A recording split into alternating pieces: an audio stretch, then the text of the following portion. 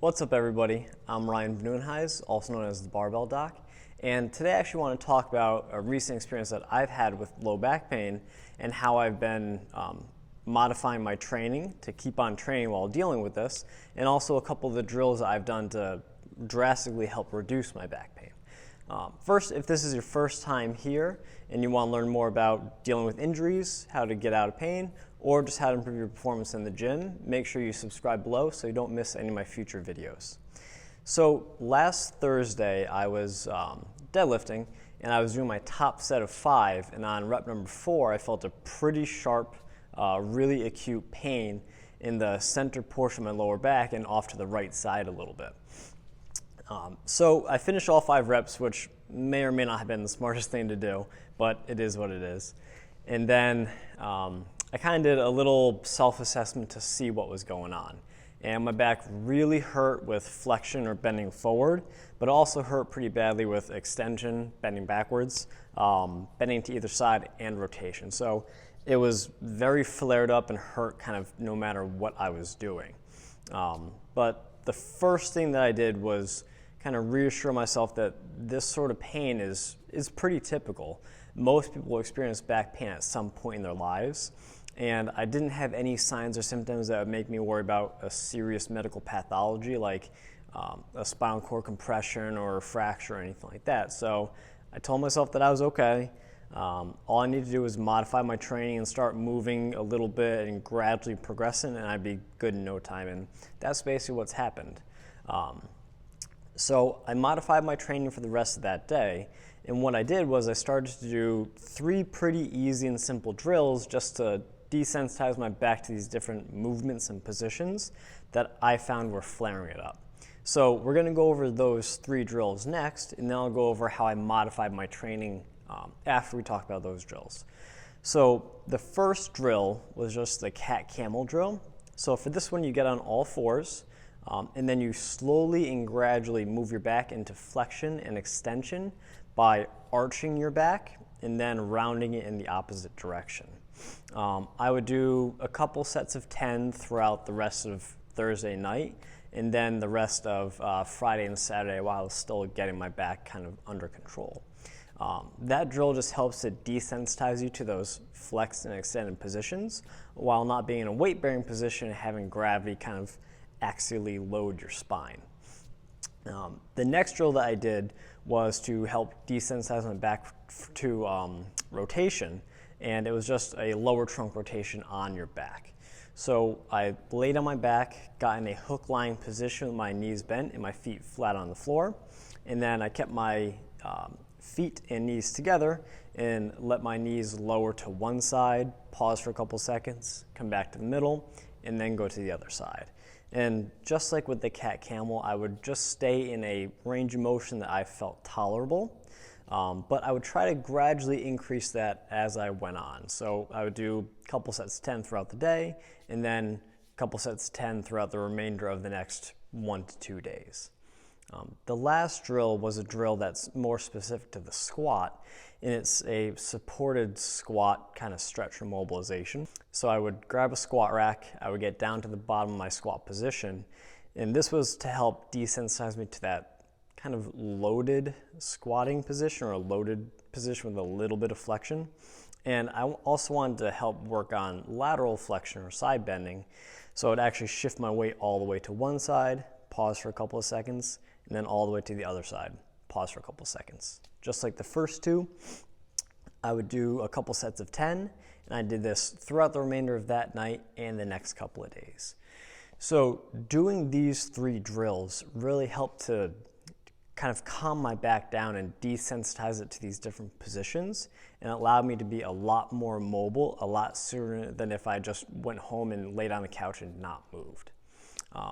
That being said, when I got home from the gym Thursday night, I was actually feeling a good bit better.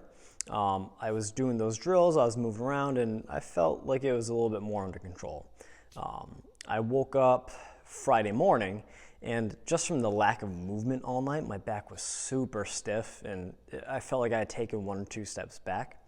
So I made sure that I woke up a little bit early. I did a couple of these drills, and I got ready for work and left for work. I didn't have any training on Friday, so that was all right. I gave myself a little day to rest. And then on Saturday and Sunday, I had workouts programmed both of those days. So on Saturday, I had paused front squats as my main workout, or main exercise, excuse me. So at that point, axially loading my spine was still very sore or very uncomfortable. So if I had a barbell on my back or in the front rack or anything like that, that would kind of really still flare me up a little bit. So instead of doing the paused front squats, I subbed in paused belt squats instead. So having that belt and the weight sitting around my hips allowed me to unload my spine, but still get a good training effect for my legs. That was really the only movement of Saturday that I had to modify. Besides the paused squats, I had paused bench press and a little bit of upper body accessory work and then conditioning, all of which I was able to do without any increase in symptoms or anything like that. On Sunday, I had paused deadlifts as my main exercise for the day. But by Sunday, I was actually feeling quite a bit better.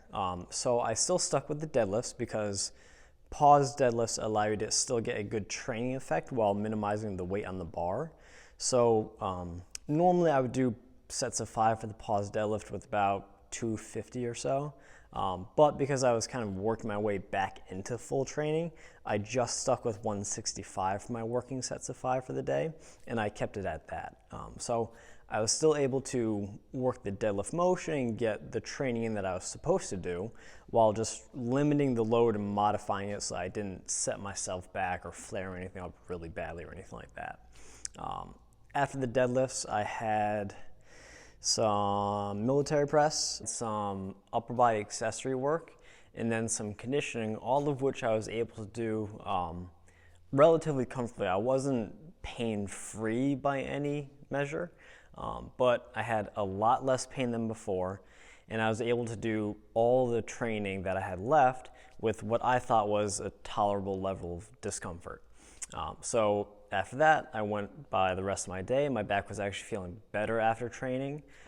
And now I'm filming this on Monday, which is 4 days after the initial injury, and my back is almost all the way better. I'd say it's probably 75-80% better. I still have some discomfort at end ranges of motion for my back and with like heavier loading or if I'm lifting something in a awkward position, but it's a lot better than it was Thursday, and I can tell that it's gonna only be a couple days of modifying my training until I'm probably back to closer to 100%. So my game plan is I'm going to probably not have to actually modify the movements anymore. I'm pretty sure I'll be able to squat and deadlift and all that stuff without any noticeable discomfort, but I'm going to modify my load and volume for the weight that I lift in order to kind of ease myself back into training. I don't want to just jump right back into my full training without working myself back up, because that's the way that exacerbations or flare-ups tend to happen. If this Thursday I try to do my set of 5 with the same weight that I tried last Thursday, I might set some things off again. So I'll probably just ease back into it, let my back and my discomfort kind of be my guide to what I should do as far as how much weight and how much volume to do, and then just take it from there. So that's the process that I typically use for people who are dealing with back pain. Is you really don't need any specific correctives or any specific hands-on techniques or anything like that. All you need to do is find a way to move your back through some tolerable range of motion, increase that range of motion over time, and just modify your daily activities or training to allow you to keep doing the things that you need or want to do while respecting the amount of discomfort that you have. If you do that, then you should be good to go, and it should help clear that back pain up a lot sooner than if you just went on complete bed rest or anything like that. So if you want to learn more about back pain, check out this series that I have, and I'll see you guys next time.